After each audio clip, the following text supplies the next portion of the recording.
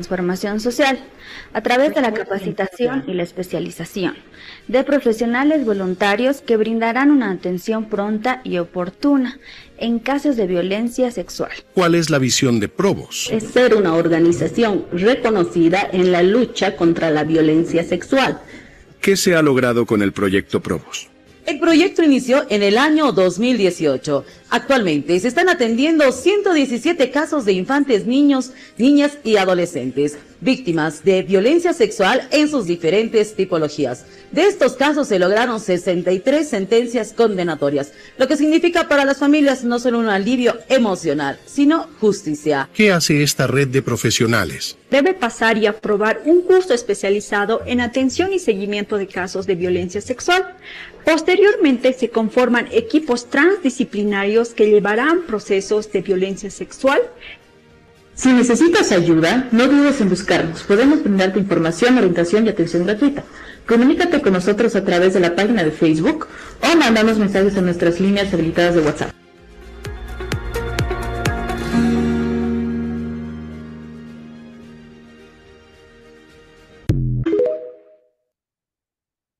Bueno, ese es un video que un poquito nos da un parámetro actual de que existen instituciones donde llevan, ¿no?, este tipo de violencias con especialización. En este caso, parte de Provos, que son profesionales bolivianos al servicio, son de diferentes áreas, ¿no? Está en la área de derecho, están los psicólogos, están trabajadores sociales, pero también otras ramas, ¿no? Que es la educación, incluso están muchos doctores, entre varias otras carreras. ¿Por qué? Porque cuando se hace el acompañamiento de un caso, debe ser desde varios puntos y desde varias áreas, ¿no? Para tener mejor parámetro, ¿no? Y tener quizás la experiencia y conocer otras experiencias más allá de solamente, por ejemplo, si yo digo solamente de mi área, quizás no sabría mucho y no tendría la noción del área legal, ¿no? No tendría la noción quizás del área de psicología.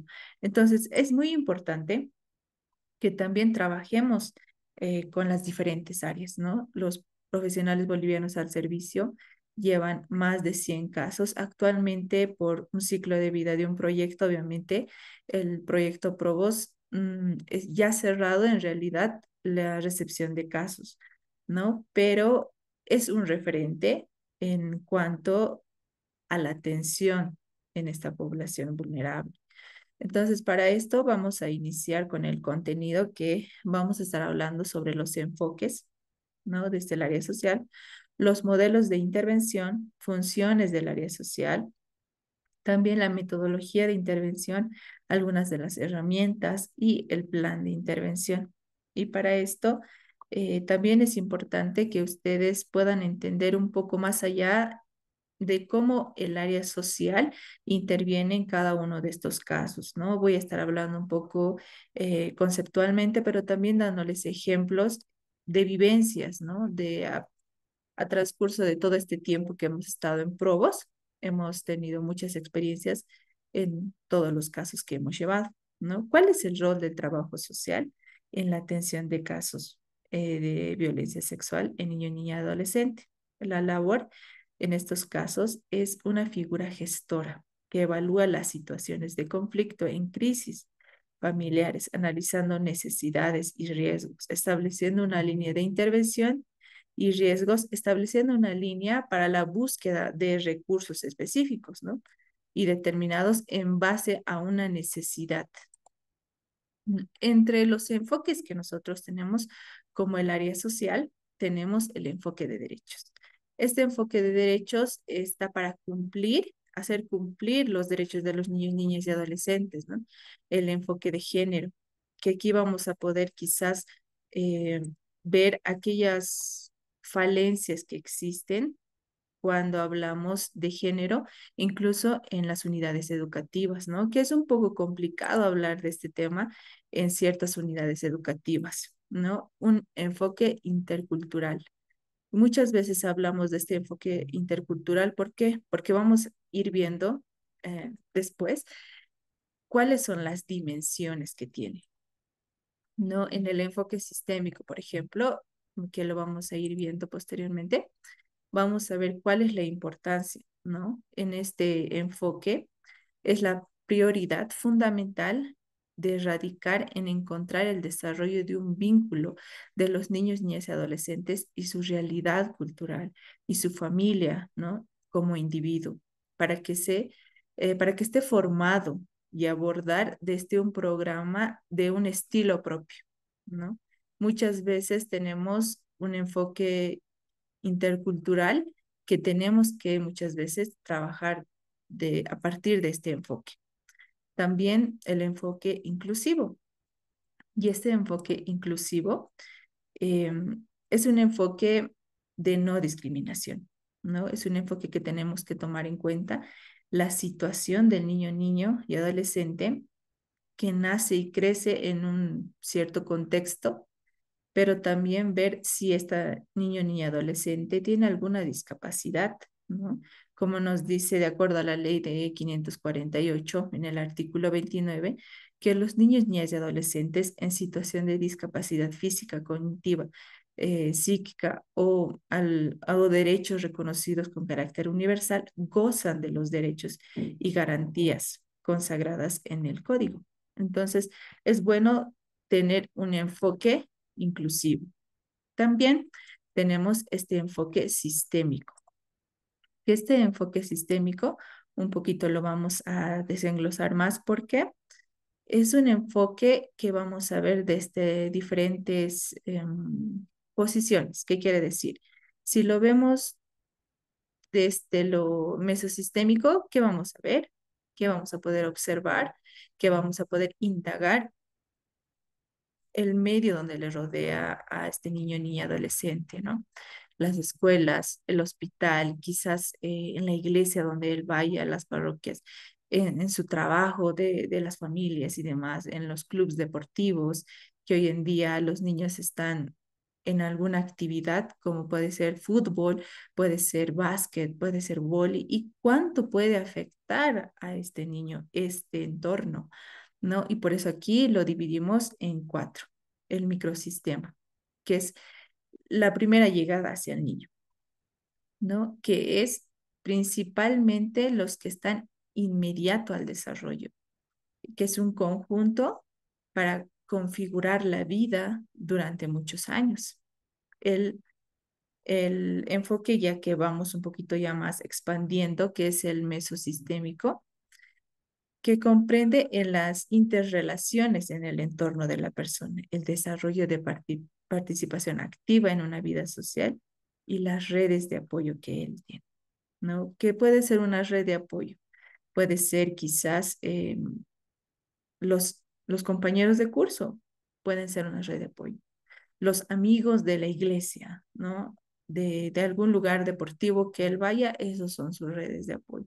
Y quizás estas redes de apoyo a, a través de que él, no sé, ha sido una persona, ha sido un niño, haya sido una niña que los papás no han dejado desarrollarse normalmente y lo han excluido de la sociedad, no tienen estas redes de apoyo y solamente les queda como tal su red de apoyo principal, que es la familia. Entonces también tenemos que ver si esto afecta o no afecta, cuán profundo puede ser quizás o no puede llegar a afectar al niño. Quizás el niño es una persona que realmente tiene estas posibilidades de hacer amistades, pero no por el carácter que muchas veces tienen. Quizás no le gusta desarrollarse y no tener una red de apoyo como tal. Tiene los amigos del colegio y le es suficiente, puede ser.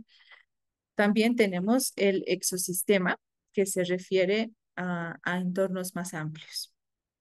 No puede ser a un nivel económico, un tipo de población, quizás. En el marco sistema lo comprende un contexto social, conjunto de valores, ideologías, creencias, su propia creencia en políticas y demás, ¿no? Y esto es un enfoque que es un poco más amplio y por eso es importante, es muy importante saber sobre estos pequeños sistemas que tiene cada niño, niña y adolescente. También tenemos aquellos modelos de intervención. ¿no? Estos modelos de intervención nos, nos dan un parámetro, quizás así por decirlo, cómo nosotros podemos intervenir en estas familias. Quizás una familia necesita mayor comunicación entre ellos, ¿no? No hay mucha comunicación, no hay límites entre los papás con los hijos, quizás no hay unas reglas establecidas como tal. Entonces nosotros tenemos que ver a través de estos modelos cuál es mejor para, para cierta familia, para cierta población. Y muchas veces es bueno trabajar en un modelo humanista existencial. ¿Por qué? Porque no solamente nosotros, como el área social, ponemos ahí quizás como una referencia de algunas estrategias a analizar para la familia, sino también que escuchamos qué estrategias tiene la familia, qué estrategias tienen los papás. No, quizás los niños o los adolescentes no cumplen el horario de llegada a la casa y que repercute que los papás están preocupados, que los papás pueden sobrepensar estas cosas, ¿no? Y pensar que quizás les puede pasar cosas riesgosas para su vida. Entonces, nosotros ahí les sugerimos, ¿no? Les pedimos una idea. ¿Y qué usted podría hacer teniendo esta situación? No, muchas veces en algunos casos nos decían, quizás yo podría ir al colegio y recogerlo, o quizás podría llamarlo más, quizás al celular, ¿no? O mandarle un mensaje y decir dónde estás, porque esas herramientas quizás antes no lo tenían, o tener esta conversación con los hijos y saber por qué. Muchas veces estas conversaciones que los padres tienen con los hijos ayudan mucho a fluir con más, si se puede decir, con más armonía en el hogar, ¿no? ¿Por qué? Porque si yo no hablo con mi hijo, no sé qué le está pasando a él o cuál es su manera de comunicarse. En uno de los casos que nosotros teníamos era esta falta de límites de los papás. No, no podían poner límites porque decían que tenían un poco de temor al comportamiento de su hija, ¿no? Y no sabían qué iba a pasar si él ponía límites. O por ahí quizás de aquí a un tiempo su hija no iba a querer estar en casa o quizás, no sé, iba a estar más con las familias, de sus amigos y demás. Entonces, la primera instancia siempre es la comunicación, crear un ambiente de confianza con los papás, darles herramientas a ellos, pero también que ellos aporten desde su propia experiencia, ¿no? Entonces, es bueno saber estos modelos de intervención o quizás algún modelo de intervención basado en la tarea. ¿Por qué? Porque este modelo basado en la tarea es cuando nosotros le damos una responsabilidad para que puedan hacer los papás, que puedan hacer el seguimiento académico quizás de sus hijos. Muchas veces los papás no hacen este seguimiento académico de los hijos y ¿qué pasa? No saben cómo está yendo en su rendimiento académico, no sabemos quizás en qué materias no les está yendo bien o sí, o quizás eh, tiene dificultad para ciertas materias. Entonces, es bueno que sea centrado en algún modelo de intervención, ¿no? Estos pequeños modelos de intervención son algunos que yo les puedo mencionar, ¿no? Por ejemplo, el modelo de la conducta cognitiva está para un objetivo de intervención, ¿no? Disminuir quizás alguna conducta. ¿Para qué? Para que esto no sea duradero. Y esto también nos sirve mucho, estos modelos de intervención. Como le decía, también aquí está el modelo centrado en la tarea o intervención en crisis, ¿no? Cuando una familia está en crisis, ¿qué voy a hacer? ¿Qué va a pasar? Y también aquí, por eso yo les mostraba al principio el equipo de probos. ¿Por qué? Porque tenemos más habilidades cuando tenemos más personas en nuestro equipo. ¿No? Sí, no sé, si ha tenido una crisis, una de nuestras adolescentes, ¿qué pasa? Nosotros nos contactamos con la psicóloga para quizás que ella pueda llegar un poco más a profundidad sobre este tema que está pasando la adolescente. Entonces, es bueno trabajar en equipo. Y también estos modelos de intervención tienen que ser antes y posterior a que nosotros vayamos a implementar un plan de estrategia después de la recolección de datos que nosotros tenemos, ¿no? Y aquí hablándole un poquito de las funciones del área de trabajo social, que son la asistencia, la educación, gestión, investigación y organización. Pero también tenemos entre esas funciones ofrecer una oportunidad de eficacia y asistencia, así como para orientar, ¿no? En el ámbito social. Esto puede ser tanto a una población, puede ser a un grupo, puede ser a un individuo, a una familia. También se puede realizar el apoyo y orientación, realizar una investigación. Muchas veces esto puede ser a solicitud del Ministerio Público o puede ser a solicitud de su equipo. Muchas veces las trabajadoras sociales tienen un equipo que está basado simplemente en el abogado, el psicólogo y la trabajadora social para ver los riesgos sociales que existen. Entonces es bueno trabajar en este equipo y, por ejemplo, ¿no? Nosotros aquí trabajamos en equipo. Si me dice el abogado, creo que es importante saber si hay más personas involucradas. Es bueno saber si existen más allá de solamente un testigo. Entonces es bueno tener una investigación. Nosotros realizamos ese tipo de investigación con la familia o alguna evidencia que se nos va presentando en el camino. También hacemos las visitas domiciliarias para recabar información, que esta información también lo plasmamos, que más adelante vamos a estar tocando también ese tema. Elaboración de informes.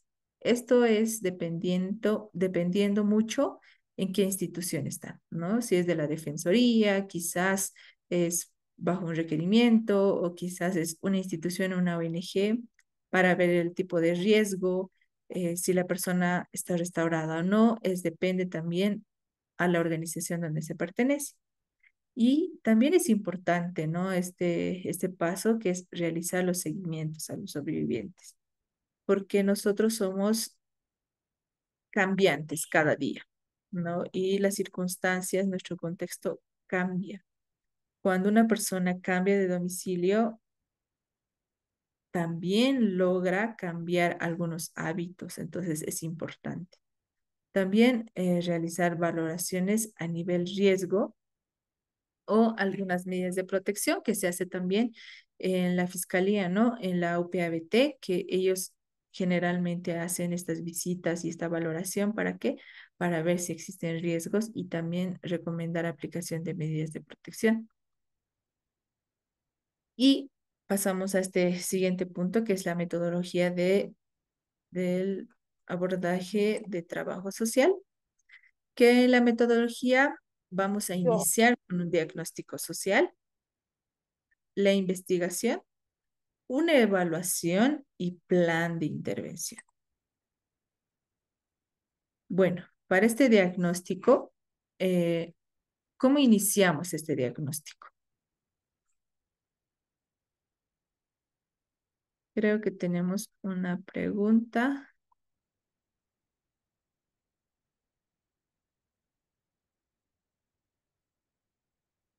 Bueno, seguimos. Eh, para definir el diagnóstico social es un proceso de elaboración y de sistematización de información. Y como les decía, posterior vamos a ver un poquito más de las herramientas que nosotros tenemos para la recolección de información, ¿no?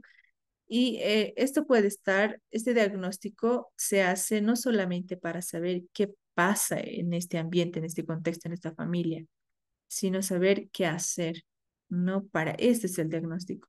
Nosotros no solamente estamos para hacer el estudio o la evaluación de los riesgos como tal y decir, bueno, ya lo hice, entonces esa es mi función como tal. No, tenemos que plantear un plan de intervención. ¿No? Y es para eso que nos permite el diagnóstico realizar y observar, identificar necesidades, ¿no? Y también el sentido de estudiar es a través de los sistemas que nosotros tenemos, ¿no? Puede ser tanto familiar, escolar, de creencias, de culturas y demás.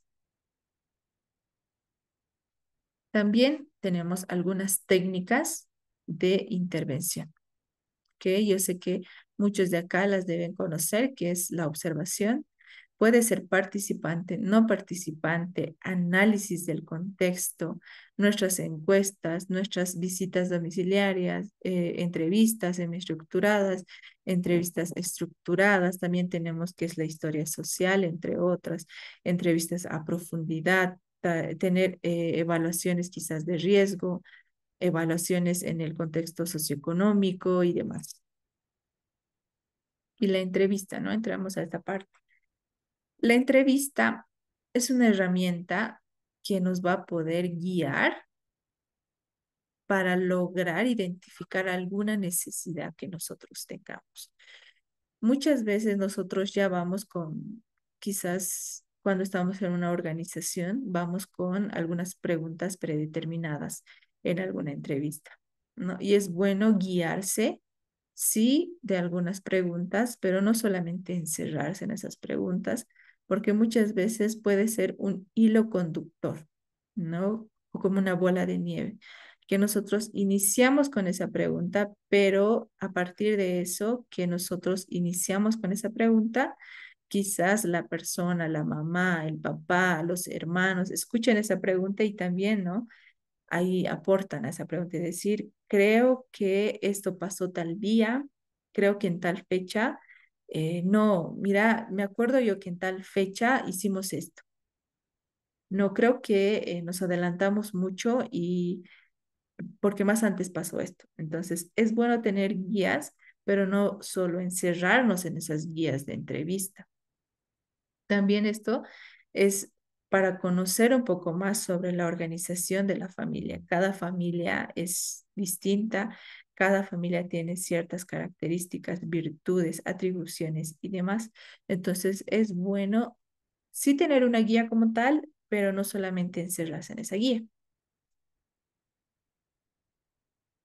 La entrevista como una herramienta es una herramienta fundamental, sí, pero ¿qué tiene que tener de características, no? Una escucha activa y entender que realmente la persona, la sobreviviente, está diciéndonos a nosotros algo confidencial. Entonces, ¿qué tenemos que hacer?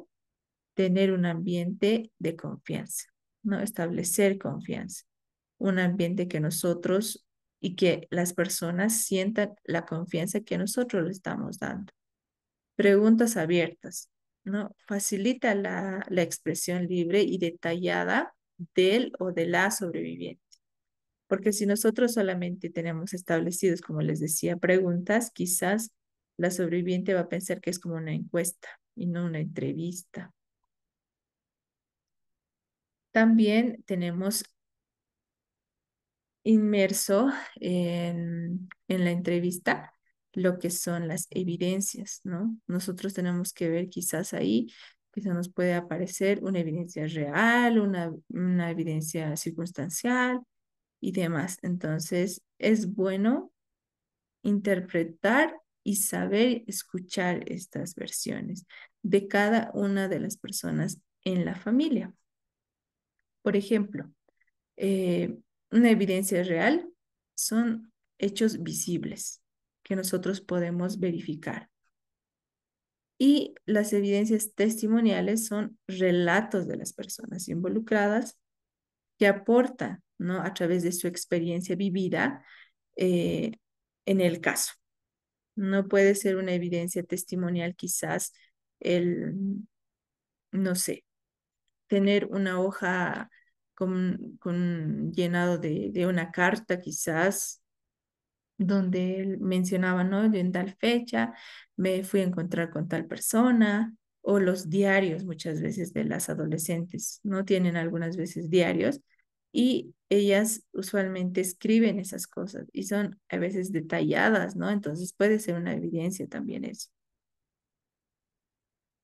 Aquí les doy paso a ustedes. Si ustedes alguna vez, ¿no? Se han topado, pueden escribir en el chat alguna de ese tipo de evidencias, ¿no? Real, testimonial, circunstancial, no sé, que quizás por por la hermana, por la prima, en alguno de los casos les ha pasado, o ustedes han escuchado hablar de las evidencias o nunca han escuchado hablar de las evidencias.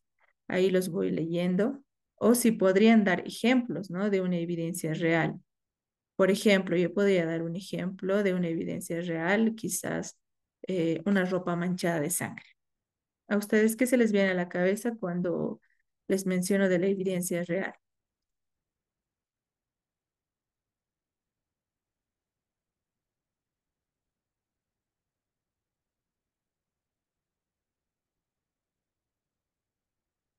Paola, Andrea.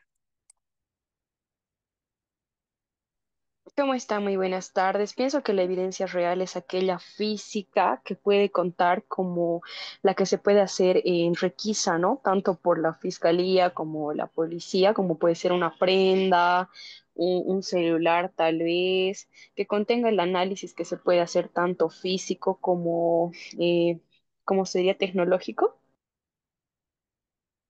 Muchas gracias. Sí, ¿no? Es algo que nosotros podemos ver, podemos tocar, es algo real, ¿no?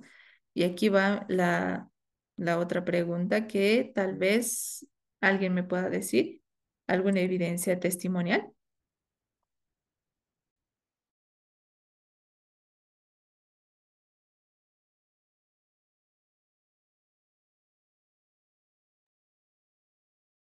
Tal vez Julia Gutiérrez, ¿nos podrías dar quizás algún ejemplo que se te venga a la cabeza?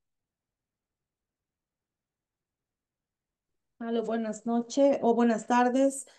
Bueno, pues las personas que hayan podido ver algún hecho, ¿no? Esas personas pueden dar un testimonio acerca de algo, ¿no?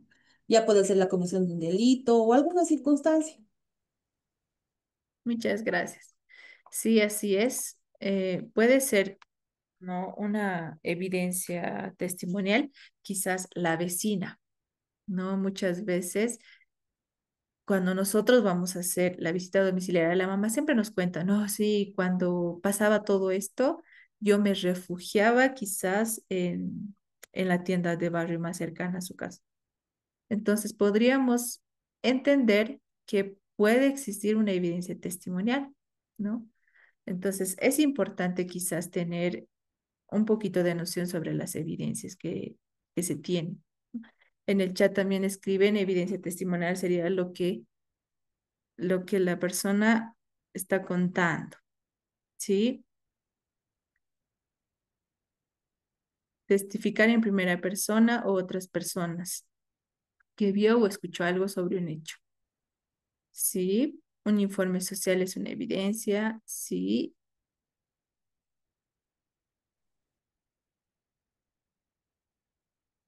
Algo real o tangible. Ujú. ¿No? Y la circunstancial son hechos o documentos que rodean una situación, ¿no? Pueden estar quizás en un contexto o puede formar parte de un diagnóstico de algún profesional, ¿no? Podría ser también circunstancial. Como algún ejemplo, puede ser que en la circunstancial, ¿no? Puede ser un ejemplo que un sospechoso, alguien lo ha visto corriendo, ¿no? Y decir, sí, estaba vestido de tal, tal, y describir puede ser una evidencia circunstancial, como también puede ser una evidencia real, como les decía, ¿no? Un contrato escrito, quizás alguna huella, algunos videos, alguna ropa, quizás incluso algún arma, ¿no? Podría llegar a ser una evidencia. Y posterior a que nosotros hacemos la visita domiciliaria como tal, lo que nosotros tenemos que hacer es un informe, elaboración de un informe de toda aquella información que nosotros hemos podido recabar. Con toda esa información, debemos nosotros elaborar este informe. Como les decía, depende a la organización donde se encuentren, tiene que ir dirigido este informe. Muchas veces nosotros lo que hacemos es que nosotros enviamos nuestro informe social porque nosotros quizás hemos visto algún riesgo en la familia y quizás no sé, el área social de la DNA no lo ha transcrito tal cual, ¿no? No está así su informe. Entonces puede llegar a fiscalía quizás nuestro informe. Y también tenemos otros tipos de herramientas que a nosotros nos ayudan mucho en el área social y que también lo he ido observando que el área de psicología muchas veces también ya lo está tomando como tal una herramienta que es el genograma, ¿no? Estos son símbolos del sistema familiar. ¿Cómo podemos interpretarlo? Y estos símbolos del genograma, cada uno, como podemos ver en pantalla, cada uno tiene un significado, ¿no? Hasta la fecha de fallecimiento, cuántos años tiene, está casado, es un lazo familiar fuerte, quizás no es un lazo familiar fuerte y demás. Entonces, es importante que nosotros podamos saber y conocer el genograma para poder interpretarlo. Y es bueno tener en cuenta que el genograma es un instrumento que se utiliza, bueno, gráficamente, ¿para qué? Para analizar el contexto social y el proceso vital de la familia. También tenemos otra de nuestras herramientas, que es el ecomapa, que es algo que nosotros hablábamos sobre los sistemas, ¿no? Anteriormente ya les mencioné eso. Y es importante en el ecomapa ver aquellos sistemas de apoyo que puede tener un niño y niña adolescente. ¿Por qué? Porque también nos ayuda a prevenir, no solamente cuando ya existe como tal un hecho de abuso sexual en la familia, nos ayuda a prevenir que esto no vuelva a repetirse, ¿no? Entonces es bueno saber que nosotros sí tenemos una red de apoyo. Tenemos una red de apoyo familiar que puede ser extensa quizás. En salud, quizás cuando no contamos con un seguro de salud, quizás existe algún riesgo, ¿no? Entonces es bueno saber si existe o no existe esta red. Quizás el adolescente como tal no asiste a ningún colegio, a ninguna escuela, entonces, ¿qué pasa con su derecho, no, a la educación? Con ese sistema, ¿existe una red de apoyo en lo escolar, en el trabajo, quizás algún riesgo social que nosotros podamos observar a través de la recolección de datos? Entonces, también el Ecomapa nos ayuda mucho ¿para qué? Para observar aquellas redes de apoyo que nosotros tenemos. Entonces, aquí les voy a hacer otra de las preguntas individualmente, ¿no? ¿Ustedes qué tipo de redes de apoyo tienen? Individual, quizás solamente cuentan con la red de apoyo a la familia, quizás tienen, no sé, alguna iglesia que les aporte esta red de apoyo. Entonces, ahí voy a ir leyendo cuáles son sus redes de apoyo de cada uno. ¿Y por qué es importante? Les digo esto, porque nosotros podemos ver que realmente existe una red de apoyo. Y si no, tenemos que crear esta red de apoyo a base de unas estrategias en el plan de intervención. Sí, muy bien, aquí nos dicen la red de apoyo familiar y quizás los amigos cercanos. Sí, porque los amigos forman como una red de apoyo, ¿no? Amigas, familia. El trabajo para ustedes quizás es una red de apoyo, quizás no. Ahí las voy leyendo. Amigos.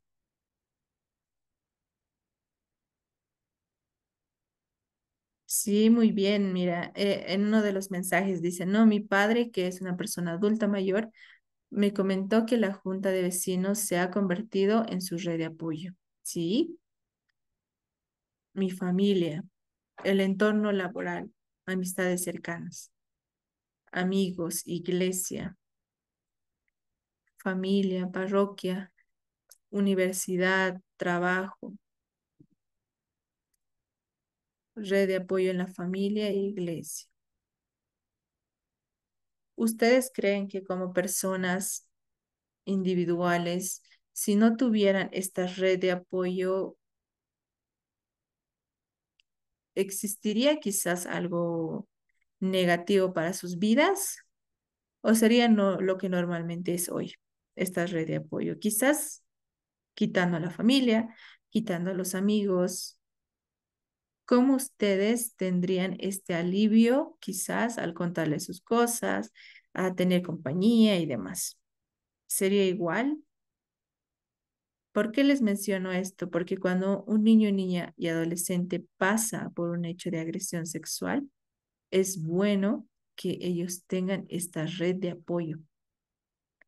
¿Por qué? Porque la familia como tal también necesita una red de apoyo. Cuando nosotros intervenimos en un caso, nosotros nos convertimos también en una red de apoyo, ¿no? Quizás muchas veces dicen, no, el trabajo para mí no es una red de apoyo, es donde yo me estreso y demás. Puede ser, ¿no? Esta no es una red de apoyo para ustedes.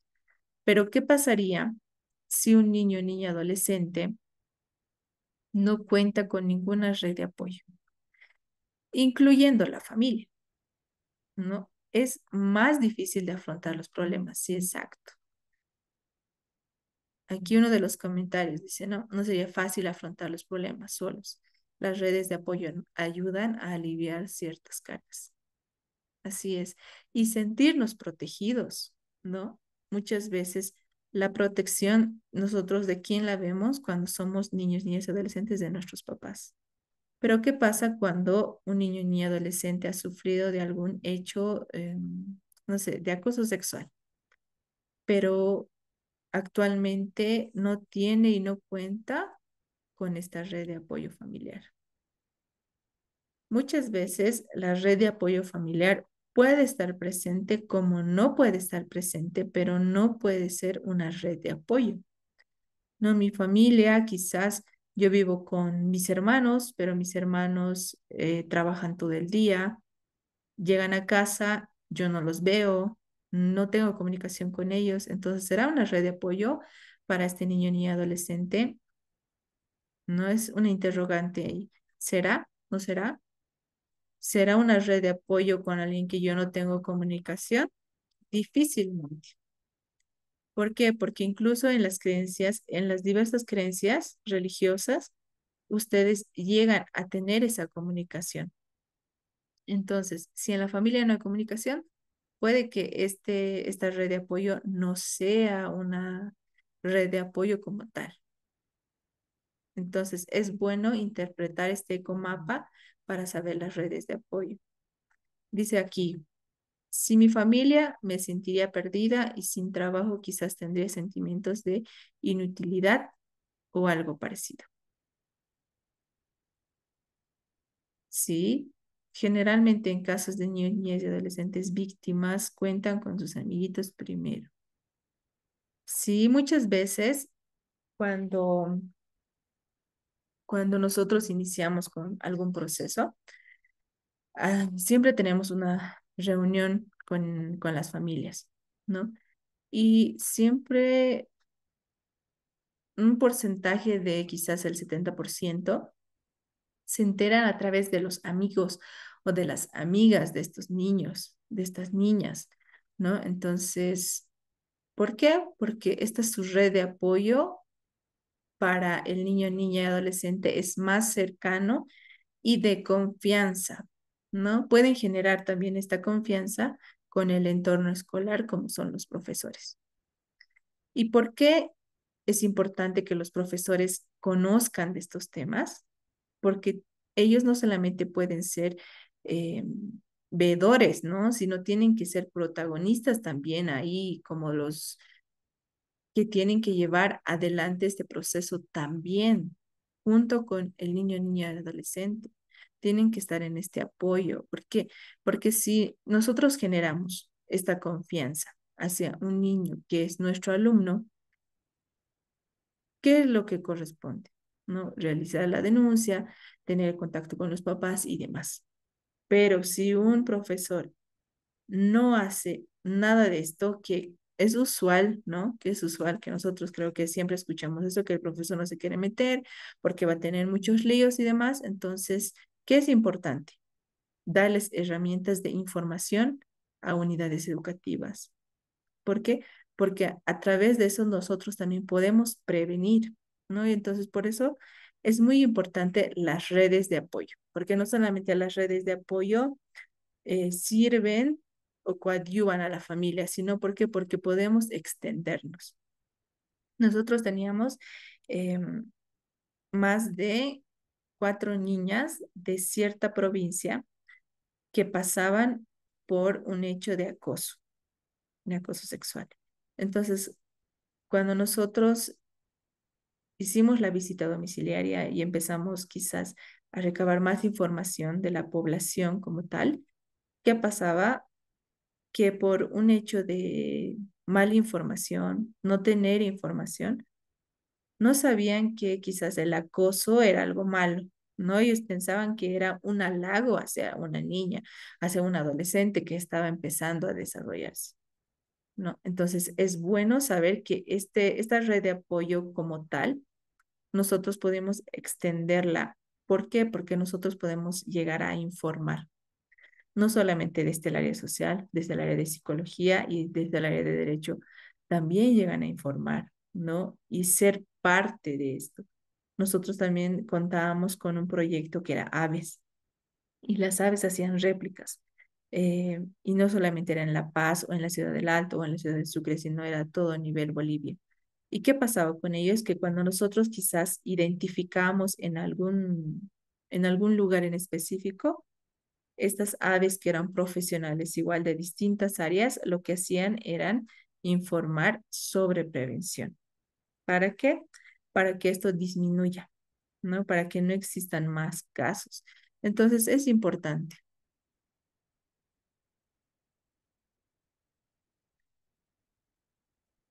Sí, aquí dice Milena, no es apoyo porque el ausentismo genera falta de comunicación. Sí, exacto. Y para esto quiero que ustedes puedan también observar, ¿no? Que es una también de nuestras técnicas para la recolección de información. Pueden observar la siguiente imagen que está en pantalla y puedan describir qué es lo que ustedes pueden observar en esta imagen, ¿no? ¿Qué es lo que ven? Quizás ve una TV, quizás ve un sillón, ¿qué es lo que ustedes pueden observar? Sea negativo, sea positivo, ¿qué es lo que ustedes pueden observar en la siguiente imagen? Eh, hay, no hay un contacto visual con los miembros de la familia, tampoco hay un contacto oral. Cada uno está en su propio espacio. Hay mucho desorden en el ambiente, mucho descuido dentro de esa familia. Ujú. Gracias, Silvia. Paola, Buenas tardes. Buenas Lo tardes, que se querida ve, docente. Bueno, buenas referente a lo tardes. que mencionaba anteriormente, sería que eso sería la familia boliviana actualmente, ¿no? Que no existe este tipo de comunicación y entrelazo familiar, tanto por como los integrantes pequeños como los mayores. Y estaríamos hablando de un modelo más desordenado, más inmerso cada uno en sus opiniones, en sus cosas, que, para que pueda ser una red de apoyo como tal. gracias, Paola. Creo Buenas que había... tardes. Buenas tardes, ¿cómo Eh, está? Buenas tardes, licenciada. Lo que se ve, aparte del desorden, lo visual, es de que hay gente presente, pero a la vez ausente, porque se notan que no hay comunicación, están cada uno en sus roles, ¿no? Haciendo otras actividades y poca comunicación se ve. Gracias. Gracias, Marily. Sí, aquí también en el chat nos van escribiendo que ven desorden, no hay unión familiar, desorden, falta de amor, individualismo, falta de comunicación, no hay unión familiar, suciedad, desorden, integración familiar, desorden y productos nocivos al alcance de los niños, desorden, todo un desorden y caos. Está relacionado con esta. Sí, la mayoría de aquí de los comentarios que yo estoy observando, ¿no? Lo principal es el desorden, el descuido, negligencia en el cuidado de los niños y la estructura. ¿Sí? Y quiero ahora, a través de todo lo que ustedes ya han podido observar, un niño que está en peligro, sí, también, está cerca del tomacorrientes.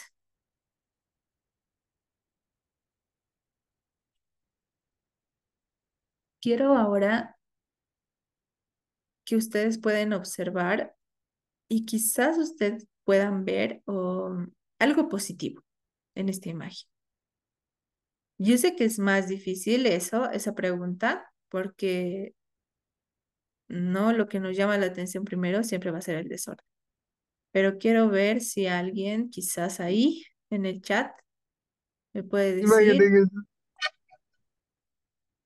o el abogado Edwin, que quizás vea algo positivo, ¿no? Quizás vea, no sé, algo que les llame la atención.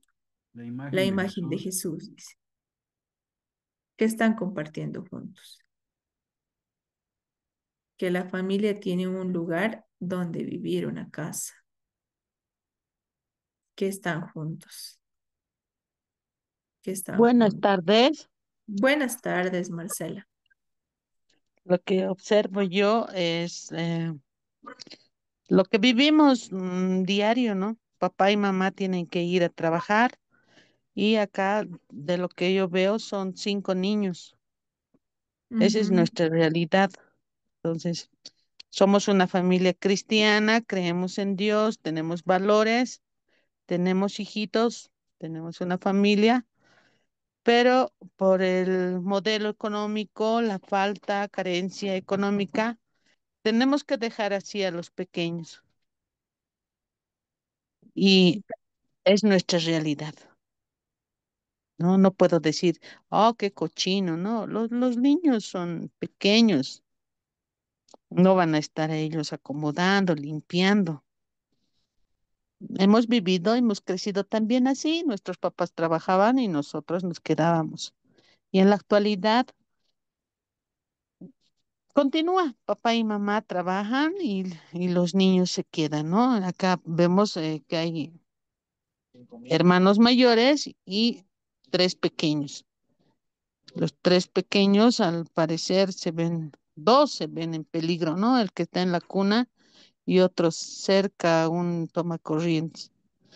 Y bueno, los otros haciendo tal vez su tarea, observando. Bueno, gracias.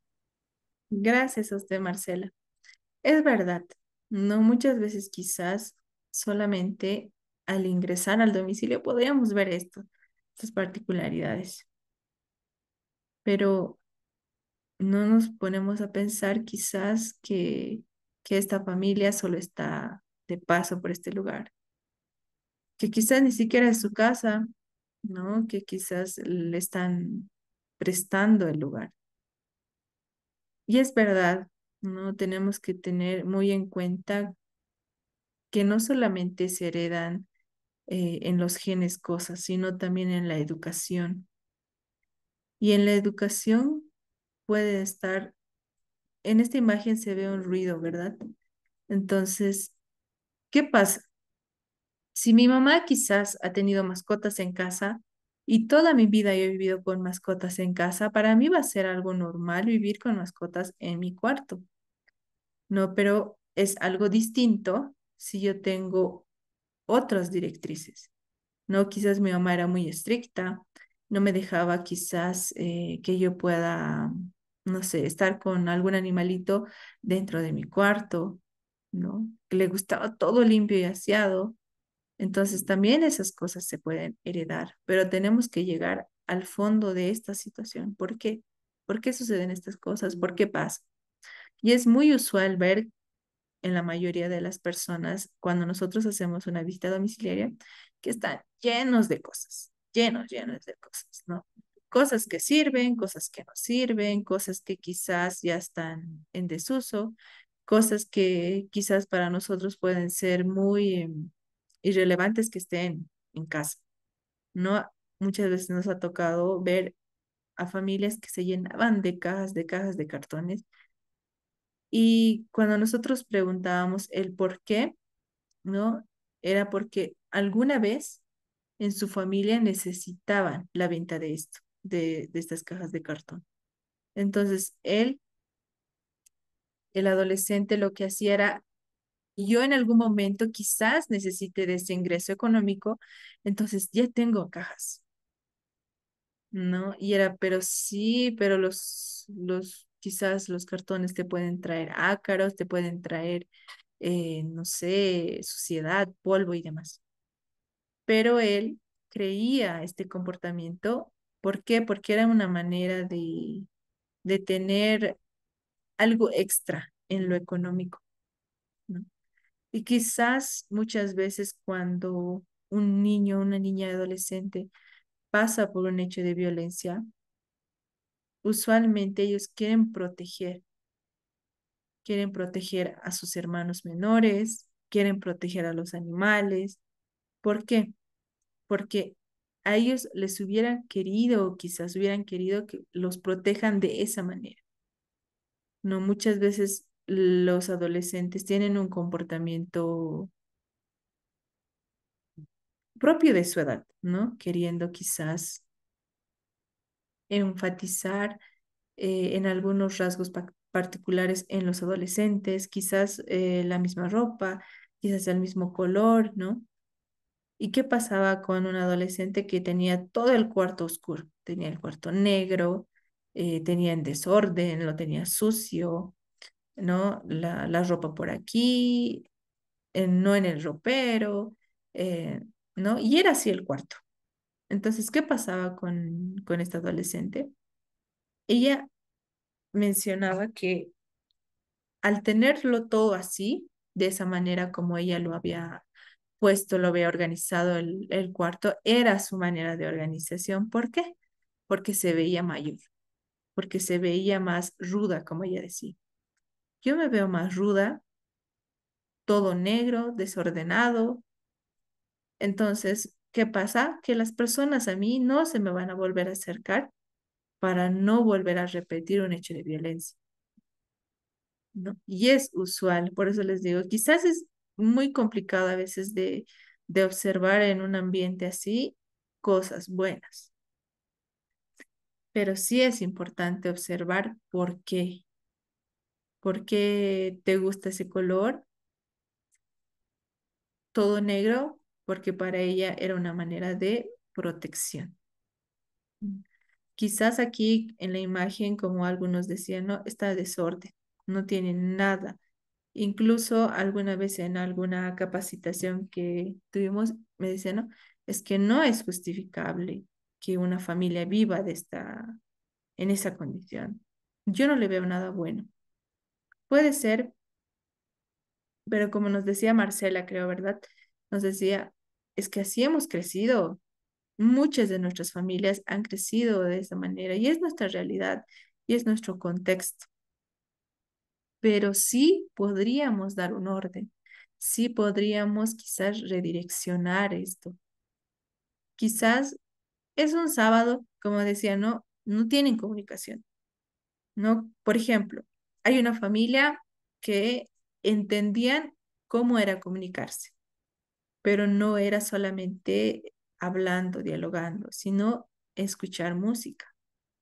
No, esa era su manera de comunicación de esa familia. Entonces decía, no, yo escucho tal música, es una balada. Entonces mi familia ya sabe que yo necesito un poco de tranquilidad y me dan mi espacio, ¿no? Pero, por ejemplo, si yo escucho una música movida que es salsa, significa que yo debo estar haciendo alguna actividad y mi familia está invitada a estar en esta actividad.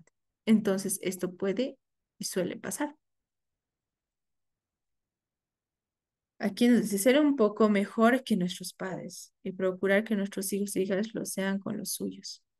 Sí, pero esto no sucede en general, ¿no? Muchas veces esto, como dicen, ¿no? Puede repetirse como no puede repetirse. Cada individuo es distinto y cada familia es distinta. Y también con la persona que nosotros formamos nuestra familia, tiene otras creencias que nosotros quizás no tenemos. Y este conjunto de creencias los transmitimos a nuestros hijos. Y nuestros hijos también en un punto determinado van a seleccionar sus propias creencias, sus propias actividades, sus propias características, ¿no? Pero es bueno porque parte de nuestras herramientas es la observación. Muchas veces tener esta visualización puede ser, como decía, ¿no? Una observación participante, como no.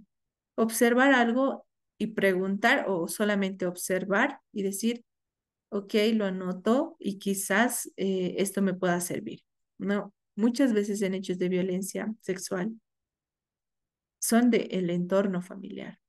¿Por qué? Porque es más fácil acceder cuando eres pariente, ¿no? Eres una persona de la familia ampliada. Es más fácil acceder al entorno familiar y a tener este tipo de confianza con los papás. En un caso que nosotros teníamos, el agresor era el tío paterno. Entonces la mamá le tenía mucha confianza porque la mamá de cierta manera también lo había criado hasta su hermano. Pero ¿qué pasaba? El hermano tenía acceso al domicilio, ¿no? Entonces venía, salía y muchas veces lo que pasaba aquí era que como estaba en el círculo familiar, la niña se empezaba a cohibir y nadie sabía por qué, porque la niña no se comunicaba. Pero no era extraño en la familia, porque la familia no era mucho de comunicarse con los hijos. Entonces, cuando ellos se dieron cuenta, cuando la niña mencionó esto al grupo de las amigas. Y es aquí donde nosotros intentamos quizás de intervenir en este caso para tener en cuenta que quizás no solamente venía el hermano, no porque era una familia amplia, no solamente venía el hermano, quizás venía otro hermano más. Y cuando observamos en el ambiente, en la casa, nos podríamos dar cuenta que habían fotografías de otros de los hermanos, de otros de los hermanos de la mamá. Entonces la mamá nos decía, sí, mis hermanos tienen acceso a mi domicilio, pueden venir, pueden entrar, ¿no? Entonces, también ahí es un poco de ponerle interés a cada conversación de los miembros de la familia. ¿Por qué? Porque a través de este relato de la mamá y a través de la observación que nosotros hemos podido identificar, hemos, hemos hecho de la investigación un poco más amplia y la niña había sufrido agresiones sexuales por parte de los tíos, no solamente de un tío, ¿no? ¿Por qué? Y a través de simplemente observar un cuadro donde vimos que la mamá era muy unida a sus hermanos. Entonces ahí preguntar un poco más a la mamá y saber si también ellos tenían acceso al domicilio, quizás no, quizás sí, solamente el hermano menor sí tenían acceso, muy bien, entonces sí tenían acceso. Y también por eso les decía, es bueno trabajar con el área de psicología. ¿Por qué? Porque les dimos esta información al área de psicología. Y en las intervenciones que tuvo el área de psicología, es como identificamos que realmente no solamente era uno de los tíos, sino eran tres, tres tíos, ¿no? Entonces, es bueno la observación como una de nuestras herramientas. Nosotros tenemos, como les decía, la intervención de la familia a partir de del diagnóstico social como tal. ¿Por qué? Porque vamos a conocer la estructura, vamos a conocer la dinámica familiar, vamos a conocer particularidades, no solamente del niño, de la niña o el adolescente. ¿Por qué les digo estas particularidades? Yo creo que alguna vez alguno de aquí ha debido escuchar, cuando alguien tiene similitud o tiene la misma idea, pueden llegar a conectarse o compatibilizar, ¿no? Y lo que nosotros no queremos que suceda es eso. Nosotros no queremos que tengan un rasgo particular con un agresor potencial, ¿no? Como dicen estos carteles rojos que nos anuncian cómo es una persona. Quizás es una persona muy celosa, hablando en pareja, quizás es una persona muy celosa. Ah, no, quizás puede tener un problema después de ira, quizás, ¿no? Entonces, ¿qué es lo que nosotros queremos hacer cuando hacemos una intervención familiar? Es que quizás la mamá o el papá no estaban tan presentes, no tenían una buena comunicación, no existían reglas ni límites en el hogar. Y lo que nosotros queremos es nuevamente reestructurar esta familia, pero positivamente, ¿no? ¿Para qué? Para que esto no vuelva a suceder en su familia, para que sean capaces de identificar ellos mismos qué rasgos, qué actitudes pueden modificar. Como les decía, ¿no? La red social, la red familiar, la red de apoyo que nosotros tenemos. También es bueno generar espacios de encuentro de la familia para sensibilizar, fortalecer, potenciar las capacidades. Es muy bueno y es muy importante trabajar con aquellas madres gestantes cuando tienen quizás algún adolescente en casa y ha sufrido de algún hecho de violencia y la mamá está en gestación. No sabemos muy bien que todo lo que le transmite la mamá al bebé llega directo. Entonces es bueno fortalecer muchas veces esta área de complementación que es la familia, que es esencial, ¿no? Gestionar para la satisfacción de necesidades. Todo aquello, ¿para qué? Para lograr el fortalecimiento de la familia, porque como les decía, es el vínculo más directo que nosotros tenemos. Cada uno de los que estamos aquí presentes y que han ido escribiendo, la mayoría creo que me decían que su red principal es la familia. Y la familia tiene que tener este apoyo, este continuo seguimiento. Por eso el área social debe acompañar en todo el proceso a la familia. ¿Por qué? Porque el área de psicología apoya y acompaña al sobreviviente. Entonces, es bueno también que muchas de las trabajadoras sociales, quizás por un tema de tiempos, no hacen este acompañamiento, ¿no? Pero es importante hacer el acompañamiento a la familia. ¿Por qué? Porque si nosotros tenemos bien establecidos a una familia, fortalecidos en capacidades, actitudes, en valores, vamos a hacer que funcione mejor el interés del niño, niña, adolescente. Entonces, para esto es importante que nosotros estemos en el apoyo familiar. Quizás la familia nos puede decir, no tengo ninguna red de apoyo porque siento que no soy muy sociable. Entonces, darles herramientas a esta familia. Cómo poder conectar con otras personas, qué actividades hacer. Muchas veces las familias dicen, no, quizás por mis recursos económicos y hoy en Bolivia estamos pasando por una crisis económica que quizás es más complicado acceder a alguna actividad deportiva, recreativa y demás. Pero existen lugares, por eso nosotros también en nuestras funciones estar a hacer gestión, coadyuvar, gestionar con otras instituciones que sí hacen estas actividades de manera gratuita. ¿Por qué? Porque en base a que ellos vayan y que fortalezcan estas sus habilidades, crean otra red de apoyo, que también esta red de apoyo en la familia apoya y aporta al fortalecimiento de la y del sobreviviente, ¿no? Y es por eso que nosotros eh, nos tenemos que basar siempre en la familia como un apoyo.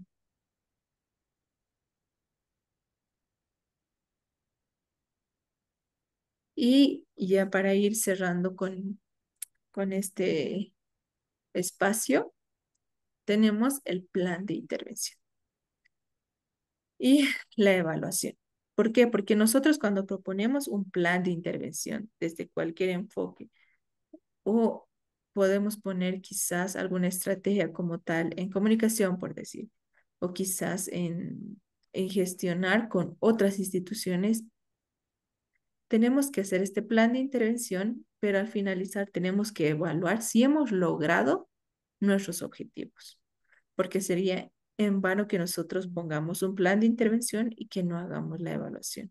No, esta evaluación puede ser al finalizar o puede ser al iniciar el plan. ¿No? Si nosotros queremos quizás hacer una gestión con alguna organización, ¿para qué? Para que la familia tenga no sé, quizás un ambiente recreativo que es de fútbol, que nosotros tenemos en contacto con una organización que tiene, ¿no? No solamente esta actividad como tal deportiva, sino también fortalecida en valores. Entonces, ¿nosotros qué hacemos?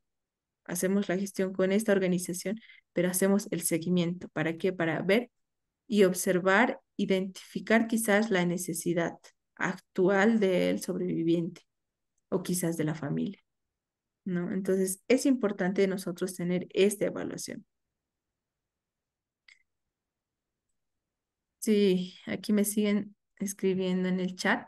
Sí, es verdad, ¿no? Puede ser una niñera contratada o que la imagen muestra un descuido, sí. Eh, ¿Para qué nosotros hacemos todo este proceso como tal?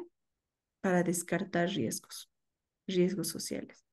Cuando nosotros nos percatamos de algún riesgo social, tenemos que hacerlo conocer en nuestro informe. Y también tenemos que, por ejemplo, nosotros aquí en PROVOS, ¿qué hacemos? Cuando vemos algún riesgo social, alguna de nuestras probos sociales nos dice, no, quizás el sindicato como tal su familia está acosando a la sobreviviente. Va al lugar de trabajo, a su domicilio, e incluso muchas veces nos ha llegado a pasar que las familias logran cambiarse de domicilio, pero la familia del agresor, por, por hostigar a la familia, logra dar con la nueva dirección. Entonces, nosotros es importante que nosotros esto mencionemos a la área legal. ¿Para qué? Para que ellos puedan accionar, ¿no? Entonces, es importante trabajar en equipo, mencionar todo esto y descartar cualquier riesgo que nosotros tengamos en esta familia en específico. También es importante que nosotros, cuando realicemos el diagnóstico, el levantamiento de información, no solo lo dejemos ahí, sino que continuemos con el seguimiento. Incluso cuando nosotros hacemos la derivación para las terapias psicológicas, hacemos este seguimiento, porque muchas veces puede ser que la familia no esté comprometida o quizás digan, no necesito el área de psicología y lo he cortado por ese área de psicología. No, está bien, está bien. Entonces, pero tenemos que tener este seguimiento y saber el por qué. Y es por eso que nosotros terminamos con esto, ¿no? El plan de intervención con estas evaluaciones que hacemos. ¿Nuestro objetivo se ha cumplido? Sí. ¿Hemos coordinado con el equipo? Sí. O quizás no hemos coordinado y nos falta coordinar, entonces tenemos que hacerlo. Por eso es nuestra evaluación. Y también llegar a un punto donde nosotros, por ejemplo, acá en Probos, decimos, no, restaurado. La familia está restaurada, el adolescente, el sobreviviente está restaurado, no necesita el apoyo psicológico, necesita la derivación a cierta institución. Entonces nosotros, como vamos acompañando y estamos de la mano de la familia, nosotros tenemos que saber todo este proceso que está pasando en la familia.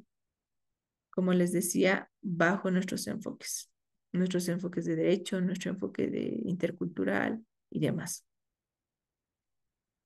Y aquí está un pequeño plan de intervención que alguna de nuestras pruebas nos mandó. Como un ejemplo, es a partir de nuestro diagnóstico social tenemos que crear objetivos. Y estos objetivos tienen que tener actividades y los resultados esperados. También tienen que tener medios de verificación, que puede ser nuestra ficha social, ficha de coordinación con otras instituciones, fichas de derivación, guías de entrevista, nuestro informe social y demás. Entonces, para ello, esta es nuestra última fase en cada caso que nosotros tenemos, ¿no? Que es, ahí les voy agrandando un poco más, que es, como les decía, el diagnóstico social y tiene que tener objetivos en base a cualquier necesidad de la familia que nosotros hemos podido identificar. Las actividades, el resultado esperado y medios de verificación.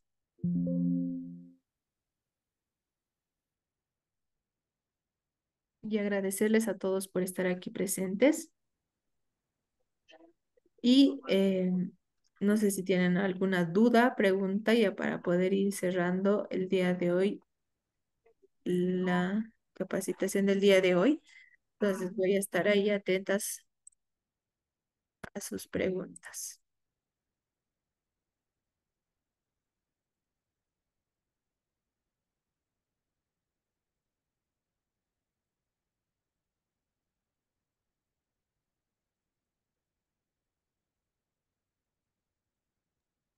Consulta.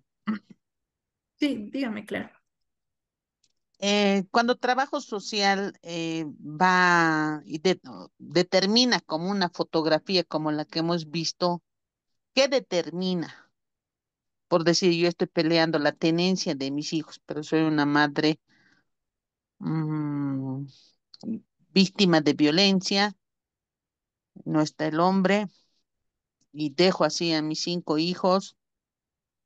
Usted ha visto ya todo desordenado, tampoco me da tiempo para dar suficientes valores a los pequeños para que sean hacendosos. Ahora sabemos que la adolescencia, la niñez es, mírame, no me toques, son de cristal, ¿no? Entonces no es como al estilo que nos han criado, no, a mí me han criado, que todo debe estar perfecto, ordenado, limpio. En realidad, cada hijo, especialmente los mayores, hemos sido papás dentro de la casa. ¿No? Entonces el varoncito hacía trabajos de electricidad, limpiaba la casa, y yo asumía la limpieza, limpiando la cocina, lavando la ropa. Llegaban los papás y bueno, inclusive ya la cena, la sopita ya estaba cocinada, ¿no? Pero ahora es de cristal y no hay cómo decirles a los hijos. Usted les llama la atención y ya están al puente yendo a tirarse. Entonces, ¿qué determinan ustedes, trabajadores sociales, cuando ven esa situación sobre la tenencia de los niños? Gracias. Muy Gracias por la interesante la pregunta. clase. Gracias por la pregunta. Em, es, no le puedo hablar en general, ¿no? No le puedo hablar en algo específico. ¿Por qué? Porque cuando hablamos de la tenencia de los hijos como tal, la defensoría son los que se encargan de esto y de velar por el interés de los niños, niñas y adolescentes. Entonces, ellos tienen ciertos parámetros, ¿no? Para observar que quizás no solamente ven el ambiente como tal y les dan directrices, ¿no? No es como que van y les dicen, ok, está desordenado, yo me lo llevo a los niños. En algunas ocasiones he logrado escuchar que sí pasan esto, ¿no? Sí pasa, pero tienen ciertos parámetros ellos para poder guiarse, ¿no? Los de la defensoría como tal, por eso les digo, tienen que hacer este seguimiento correspondiente. Entonces, no es bueno englobar solamente a una trabajadora social, no podría hacerlo, pero sí deben seguir ciertos parámetros, tienen que hacer este seguimiento y monitoreo. Alguna ocasión nos ha llegado también algún caso que nos decía, no, no tengo la posibilidad de tener un espacio más amplio. ¿Por qué? Porque quizás, no sé, trabaja al día. Entonces, esto tiene que ser verificado. ¿Por quién? Por el área social de la Defensoría de la Niñez y Adolescencia. Pero tiene que ser bajo un seguimiento del por qué, ¿no? Y es importante saber eso. Y también el derecho que tienen los niños, niñas y adolescentes. Tienen el derecho a estudiar, tienen el derecho a la integridad física, ¿no? Y demás. Entonces, es bueno, y sí, como lo dice Marcela, creo que hoy en día hemos fortalecido tanto en los derechos, en los niños, niñas y adolescentes, pero no en los deberes, ¿no? Y también en los derechos de la familia, porque en los derechos de la familia mencionan donde se debería de retribuir también esto a los papás. Entonces, muchas veces aquí lo que pasa es que los papás no tienen este conocimiento. Y es bueno, por eso les decía, informar, porque es una medida de prevención, la información. Alejandra,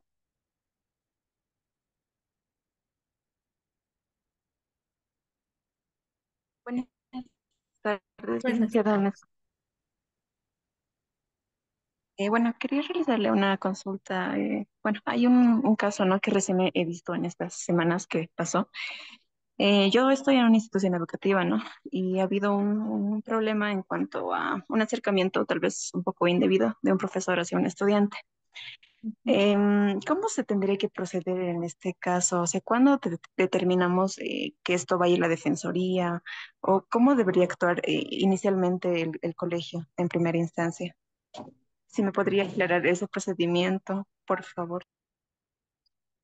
Claro, el colegio como tal, por ejemplo, hay algunos colegios que tienen una accesibilidad y tienen más contacto con la policía, pero en otros colegios no tienen esto, ¿no? Y cuando pasa algún hecho de agresión sexual, física y demás, lo que tiene que hacer el director o el profesor tiene que ir a denunciar, es su obligación. Entonces, en primera instancia, tiene que hacer eso y tiene que comunicar esto a la familia Ya, en directa. este caso, perdón que le corte, la estudiante como tal no, o sea, avisó a sus compañeras, ¿no? No directamente a sus padres. Fueron los padres los que se dieron de cuenta revisando el celular. Entonces, en ese caso es cuando los padres vienen y reclaman, ¿no? Pero no hubo tal vez esa comunicación del estudiante a algún profesor, o si es que hubo, fue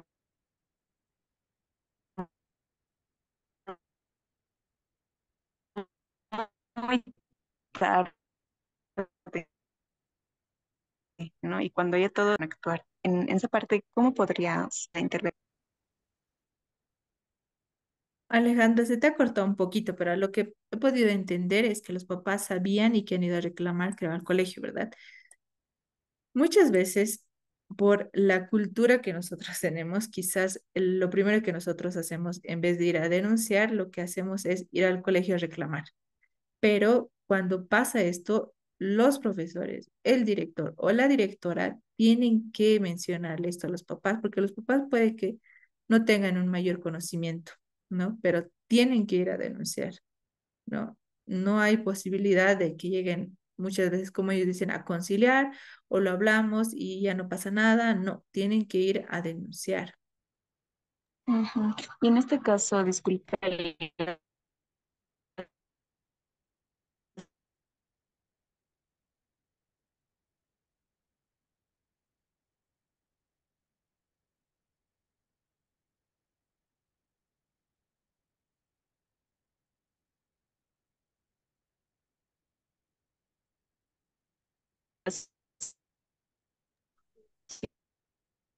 Alejandra, no se te psicóloga escucha o muy psicópeda, bien. bueno, psicóloga del colegio, podría, perdón, licenciada, ¿me escucha? Sí, te escucho entrecortado.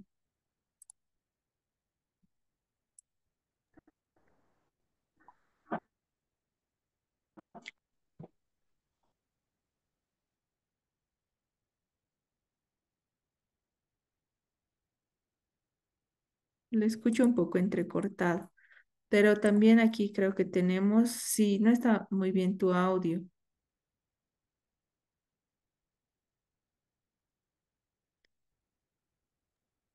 Perdón, ahora sí. Sí, ahora sí. Listo. Disculpe, la última consultita que era, ¿no? El hecho de que la psicóloga del colegio pueda tomarle la entrevista al estudiante para determinar cómo eran los hechos y demás. Eso sería lo adecuado o directamente con la defensoría. Esto para evitar la revictimización, ¿no? Que tanto se habla. Bueno, si en primera instancia ha sido la psicóloga de la unidad educativa quien se ha enterado, ese informe tendría que elevarlo como también un antecedente para la denuncia. Pero en caso de que, no sé, los papás han ido a reclamar y quieren que la psicóloga los atienda, es mejor que vayan directamente a realizar la denuncia. Ah, ya. Muy bien, queda claro. Y en esta última, perdón, siempre antes de tomar la entrevista a la estudiante para ver los hechos, digamos, en el colegio, primero se procedería a pedir permiso a los padres, ¿no? Que ellos estén presentes y posterior la entrevista a la... Sí, siempre les piden autorización en cualquier colegio. Bueno, hasta el momento que tengo conocimiento, a los papás siempre tienen que mencionarles esta situación para poder intervenir con cualquiera de sus hijos. Listo. Muchas gracias, licenciada. De nada.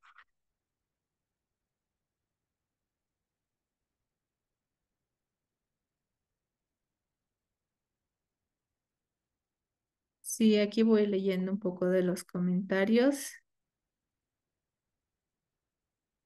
Aquí también nos dicen que para esos casos en las unidades educativas hay un protocolo que pueden descargar en Google. Y también es importante recomendar que por ejemplo, en la ciudad del Alto, las defensorías están divididas por distrito, pero es importante que cualquier colegio, cualquier institución, o si tu amiga o tu amigo o demás se han enterado de esta situación y tú vives en el distrito 14 y estás en el distrito, no sé, 7 por decir, tú puedes ir a denunciar al distrito 7. Tienen que tomarte la declaración en cualquiera de estos distritos. Ahora estamos teniendo una reestructuración como tal y tenemos la información de que las defensorías creo que solamente van a ir a 4 puntos estratégicos en la ciudad del Alto. Entonces, en cualquiera de estos puntos estratégicos tienen que tomarte de la declaración para poder hacer la denuncia.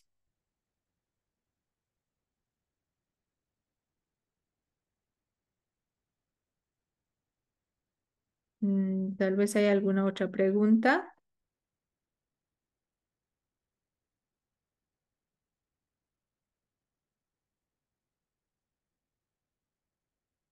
¿Qué recomendaciones nos puede dar para la entrevista a personas afectadas sin caer en la revictimización? Una de nuestras estrategias para nosotros poder tener una entrevista con el sobreviviente o la sobreviviente, nosotros nunca tocamos el tema como tal, no siempre bordeamos. Es bueno tener en cuenta y conocer el caso primero. ¿Para qué? Para que nosotros no volvamos a hacer las mismas preguntas a la sobreviviente. ¿No? ¿Y cuándo te ha pasado? Pero, ¿y tú por qué no te has ido? Muchas veces suelen preguntar eso. Entonces, nosotros lo primero que tenemos que hacer es tener el conocimiento del caso. Segundo, nunca realizar preguntas directo a lo que nosotros quisiéramos saber quizás, sino bordear las preguntas como tal, ¿no? ¿Y dónde estabas ese día? Quizás nosotros queríamos saber cuándo ha pasado eso, quizás mencionarle, ¿no? Y después del colegio, o le ha pasado después del colegio, o en el colegio, y decir, ¿qué días vas al colegio? ¿Qué materias te gustan? Bordear la pregunta para poder lograr identificar o nosotros la pregunta que nosotros queramos saber, bordear eso. ¿Por qué? Porque podemos conseguir muchas respuestas, pero bordeando y no siendo tan directos con la pregunta. Ojalá he podido absolver tu pregunta, Marisol. Deberían haber trabajadores sociales en los colegios, lastimosamente que un poco los colegios cuentan con profesionales. Sí, porque necesitamos mucha prevención, no solamente en los estudiantes, sino también en los docentes y directores. Bueno, creo que no hay ninguna pregunta más. Agradecerles hoy por su asistencia. Ya se ha enviado el link. Entonces, muchas gracias a cada uno de los que están presentes. Nos vemos en la siguiente clase. Hasta luego. Muchas gracias, licenciada. Luego, licenciada. Hasta luego, Gracias. gracias. Hasta luego. Hasta luego. Gracias. Gracias, hasta luego. Hasta luego. Hasta luego, licenciada, gracias.